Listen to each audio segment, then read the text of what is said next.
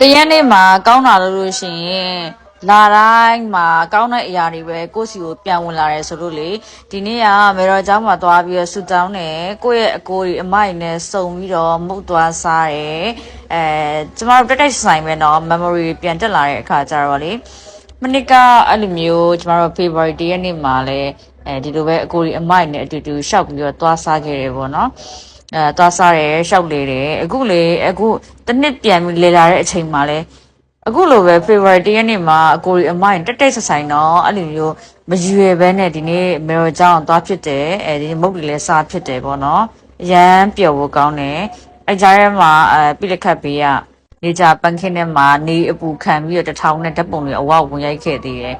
ဒီမှာကြည့်အောင်ကျမကလေမလာတာကြာနေတော့လေမေ့နေပြီကျမကခဏခဏလာရင်လာတော့ तू ကတိရဘယ်လိုလုပ်ရမလဲဆိုတာလေ तू ကလဲဝဲနေပြီကျမကလေအုံကြီးခွဲရမှာလားမသိမခွဲရဘူးလားမသိအရင်တော့အထဲထဲမှာလေအုံကြီးခွဲရလို့ကျမမှတ်မိသလားလို့အခုကကျတော့ तू ကအပြင်မှာတစ်ခါတည်းခွဲပြီးအထဲကိုယူသွားတာဒါမှမဟုတ်အထဲမှာအလုံးလိုက်ကိုအပြင်ရောက်မှခွဲရတာမသိတော့ဘူးကျမထင်တယ်ပုံနှဲလေးပြောင်းသွားသလိုခံစားရတယ်ဒါကျမအကိုကြီးနဲ့ကျမအမပါသူတို့တွေကတော့ကျမနဲ့အပြင်သွားပြီဆိုရင်ရန်ကိုပြက်ရှင်နေတော့ပဲမပြောရှင်လဲရမလားကျမအရန်ချစ်စရာကောင်းတယ်လေကျမကိုနဲ့ကျမအမကျမရှိတယ်ဆိုရင်အမြဲပျော်နေရောကျမတို့၃ယောက်တွေ့ပြီဆိုရင်လေစခုရီထ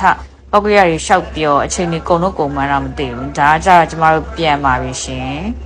ဒါကတော့ကျမပါရှင်အားလုံးပဲ good night ပါရှင်ကောင်းသောညချမ်းလေးဖြစ်ပါစေ namaste